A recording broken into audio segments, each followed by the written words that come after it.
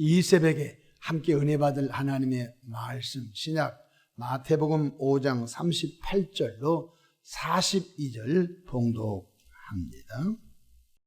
또 눈은 눈으로 이는 이로 갚으라 하였다는 것을 너희가 들었으나 나는 너희에게 이르노니 악한 자를 대적하지 말라. 누구든지 내 오른편 뺨을 치거니 왼편도 돌려대며 또 너를 고발하여 속옷을 가지고자 하는 자에게 겉옷까지도 가지게 하며 또 누구든지 너로 억지로 오리를 가게 하거든 그 사람과 심리를 동행하고 내게 구하는 자에게 주며 내게 꾸고자 하는 자에게 거절하지 말라.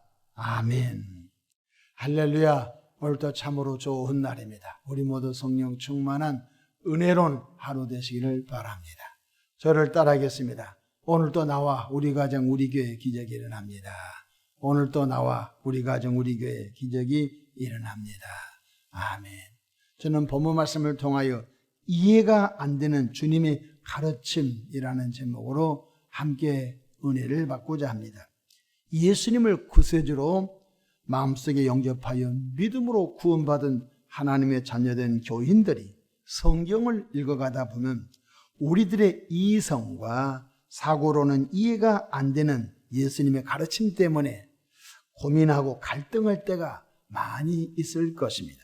그러나 이해가 안 되는 예수님의 가르침도 성령을 받고 난 다음 영적인 눈이 열리고 영적인 세계로 들어가다 보면 이해가 되고 또한 예수님의 가르침을 따르게 되는 것을 볼 수가 있습니다. 오늘 본문 말씀이 바로 대표적으로 예수님의 가르침 중에 이해가 안 되는 가르침입니다. 첫 번째, 구약 율법의 가르침에서는 보복을 가르쳤습니다. 우리 오늘 38절 볼까요? 또 눈은 눈으로 이는 이로 갚으라 하였다는 것을 너희가 들었으나 어떤 사람이 상대편을 통하여 눈에 멍이 들도록 상처를 받았습니다. 상해를 입은 거죠. 그럼 너도 상대편의 눈을 보복하라. 이 구약의 가르침.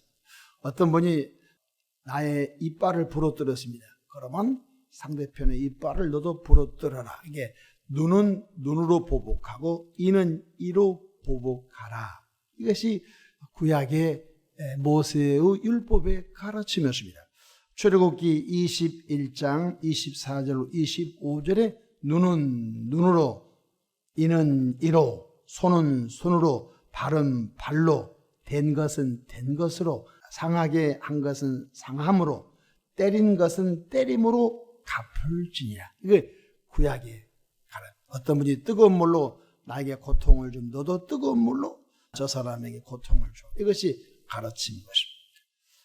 그런데 유대교 랍비들은 이 보복의 가르침을 그래도 조금 너그럽게 해야 되지 않겠느냐. 3번까지 용서를 하라고 랍비들은 그렇게 가르쳤습니다.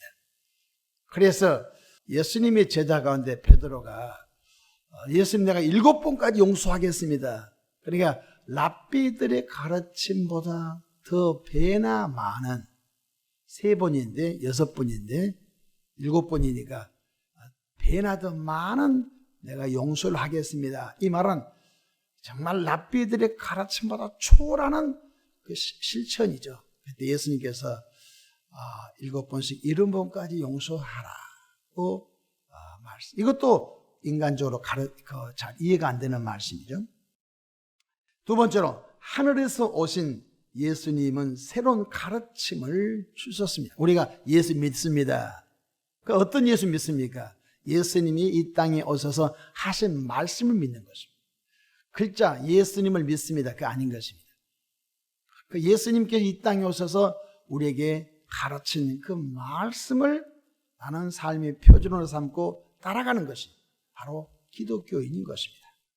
마태복음 5장 39절 오늘 본문 말씀 볼까요? 나는 너희에게 이르노니 악한 자를 대적하지 말라. 악한 자를 대적하지 말라.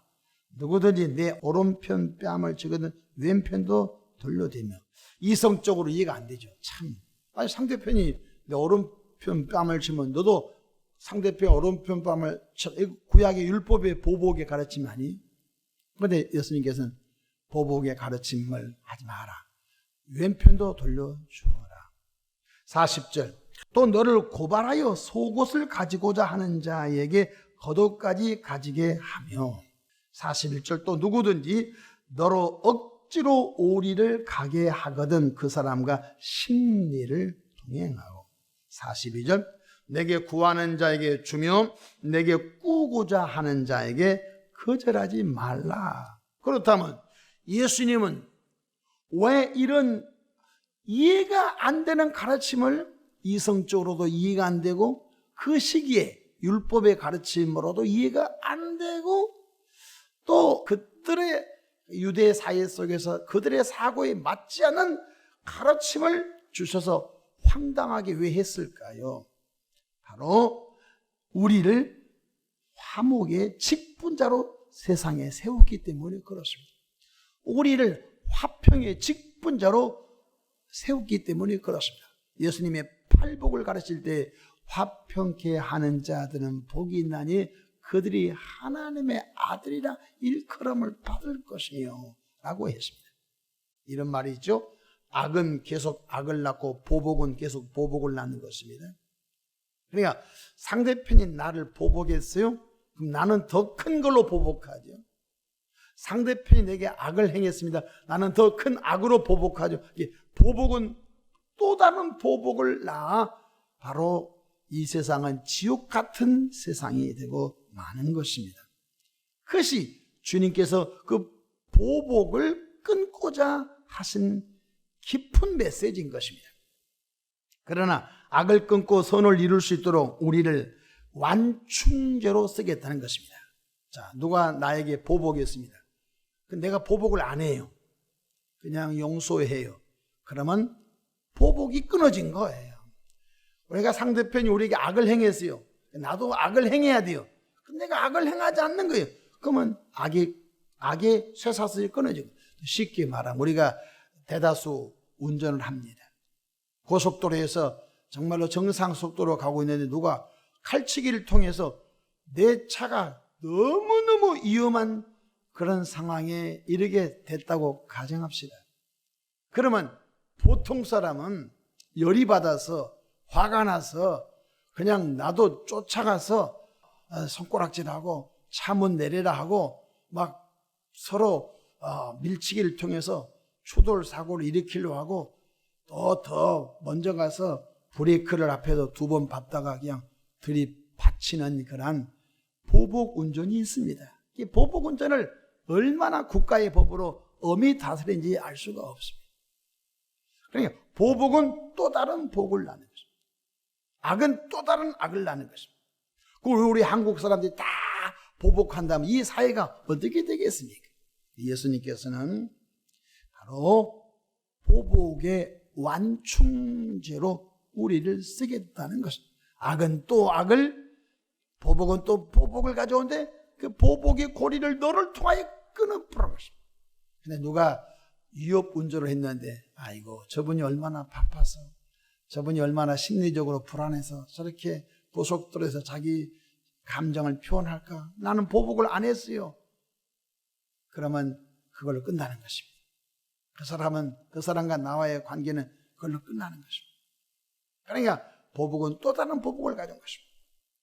그래서 성경에 예수님의 가르침, 사도들을 통한 하나님의 가르침이 뭡니까? 보복하지 말라는 것입니다. 보복은 하나님께 있다는 것입니다. 이 성경의 메시지는 뭐냐면 보복은 하나님께 있고 원수 갚음은 하나님께 있다는 것입니다. 하나님 그분께서 하나님의 방법으로 그에게 보복한다는 것입니다. 성경 로마서 12장 19절로 20절 내 사랑하는 자들아 너희가 친히 원수를 갚지 말고 우리가 원수 갚으면 우리가 또 우리가 보복을 당하잖아요. 너는 사랑하고 용서하고 보복은 하나님 한다는 것입니다. 너희가 친히 원수를 갚지 말고 하나님의 진노하심에 맞지라 기록되었으되 원수 갚는 것이 내게 있으니 하나님께 있으니 내가 갚으리라고 주께서 말씀하시니라. 아멘. 이것은 우리 예수님을 믿는 분들의 철칙인 것입니다. 보복은 하나님께 있다. 원수 갚은 것은 하나님께 있다. 우리는 용서하고 용납하고 이해가 안 되고 속상하지만 그 길로 가서 보복의 고리를 끊어버리는 완충작용을 우리는 어디 가든지 해야 하는 것입니다. 20절, 내 원수가 줄이거든 먹이고 목마르거든 마시게 하라. 그리함으로 내가 숯불을 그 머리에 쌓아 놓으리라. 한 번은 우리 주택에 제가 차를 뒤에 중간에 세웠는데 앞에 한 빌라에 사는 남성이 차를 앞에다가 세워버렸어요. 저는 새벽 기도회 때 차를 반드시 그 차를 끌고 나와 하기 때문에 저녁 한 10시 반 정도 돼서 전화를 했습니다. 제가 내일 새벽에 차를 나가야 되니까 차를 좀 바꿔치기 해 놓으십시다. 했더니 이분이 차를 안 바꿔준 거죠. 그래서 그 집에 가서 이렇게 대문을 두들기고 초인종을 눌렀습니다. 근데 나와서 하는 말이 나는 차를 못 바꿔주겠어. 그래서 그때가 1월 2일입니다. 이제 올해 신년 1월 2일이니까 새로운 마음으로 출발하는데 자칫 잘못하면 이게 내가 감정을 목사 이전에 내가 감정을 표현했다면 신년부터 막 대단한 사건이 날 수 있었던 일이 벌어졌습니다. 보통 이럴 때는 감정적으로 이제 표출하게 되죠. 그럼 이웃과 관계가 틀어지고 나는 성직자 목회자고 그분은 예수 안 믿는 사람이고 얼마든지 내가 100번 1000번 당할 위치에 있었습니다. 그래서 제가 이것은 연초부터 사탄이 파놓는 함정이구나 하고서 그렇습니까? 하고 제가 그것을 덮어버렸습니다. 그 다음날 장로님 차를 통해서 내가 교회 새벽기도 나오는 일이 있었습니다. 지금도 그분이 저 눈을 못 쳐다봅니다. 그분도 지금까지도 가끔 이렇게 만나게 되면요 고개를 숙이고 경험증에서 빨리 가버리고 그렇습니다. 근데 제가 만약에 보복을 했다 그러면 정말로 어려운 일을 제가 당했었을 것입니다. 무엇입니까? 예수님의 가르침은 네가 보복하지 말라는 것입니다. 예수님의 가르침은 너 그렇게 너는 용납하고 이해하라는 것입니다. 그것이 우리 구원받은 성도가 이 땅에서 사는 지혜라는 것입니다. 만약에 목사놈이 왜 저래? 라고 반드시 공격하게 되는 것입니다. 기독교인이 왜 저래? 반드시 공격하는 것입니다. 나 한 사람 때문에 한국 기도인이 전부 욕을 얻어먹고 나 한 사람 때문에 목사 전체가 욕을 얻어먹게 되는 것입니다. 내가 보복의 고리를 끊어버린 것입니다. 20절에 내 원수가 줄이거든 먹이고 목마르거든 마시게 하라. 원수가 배고프거든 잘 원수에게 밥을 사주고 원수가 목이 마르거든 생수를 사서 마시게 하라. 그리함으로 내가 숯불을 그 머리에 쌓아 놓으리라. 여러분 사람 머리에다가 숯불을 얹어 놓으면 살 수 있겠습니까? 우리가 원수를 향하여 사랑하고 원수가 배고플 때 오히려 밥을 사주고 원수가 목마를 때 생수를 한 병 사줘서 마십시오라고 할 때마다 원수 머리에는 숯불이 올라갑니다. 그건 뭐냐? 하나님이 보복하신다는 것입니다. 보복은 우리에게 있지 않습니다. 보복은 하나님께 있는 것인 걸 깨닫기를 바랍니다. 우리 주님은 우리를 화평의 직분자, 화평의 직책을 주셨습니다. 그래서 어디 가든지 화평케 하는 주의 백성 되기를 축원합니다. 화평케 하는 새 사람들 되기를 바랍니다.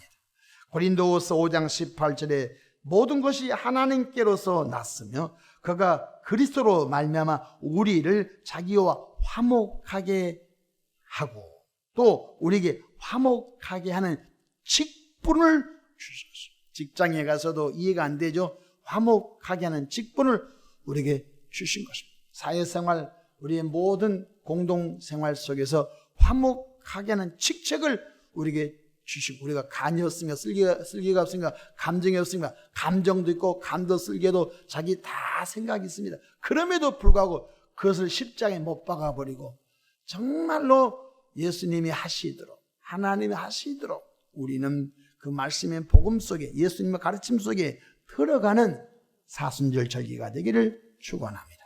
마태복음 5장 9절 화평하게 하는 자는 복이 있나니 그들이 하나님의 아들의 일컬음을 받을 것이며 라고 했습니다. 악은 또 악을 낳습니다. 보복은 또 보복을 낳습니다. 악을 끊고 선을 행하면 악은 더 이상 이 세상에서 희생할 수 없게 될 줄로 믿으시기를 바랍니다. 우리는 화평의 진리의 말씀을 우리 삶에서 뿌리내려 이 세상 속에서 진정한 그리스도의 빛과 소금의 사명을 감당하는 은혜의 통로, 축복의 통로, 선한 영향력을 끼치는 삶의 자리에 있기를 축원합니다. 기도하겠습니다. 좋으신 하나님 우리 아버지, 은혜와 크신 사랑을 감사합니다. 때로 예수님의 말씀을 읽어볼 때 이해가 안 되고 어떻게 이런 일이 있을 수 있냐고, 어떻게 오른편 뺨을 치면 왼편도 돌려더라고, 왜 이런 가르침을 했었을까 이해가 안 되고 고민이 될 때 있지만 성령을 받고 영적인 세계로 들어가다 보면 이것이 우리를 살리는 길이요, 이것이 세상을 맑고 밝고 아름답게 하는 예수의 가르침인 걸 알 수가 있습니다. 하나님, 우리나라 백성들 악을 끊게 하시고 보복을 끊게 하시고 이웃과 이웃, 우리와 우리, 공동체와 공동체 속에서 서로 높여주고 하나님을 존중 여기는 그런 국민성이 되기를 바랍니다. 네 죽고 나 죽고가 아니라 당신도 살고 나도 사는 상생하는 은혜가 이 땅에 있게 하옵소서. 감사하옵고 우리 구주 예수님의 이름으로 축복하며 기도합니다. 아멘.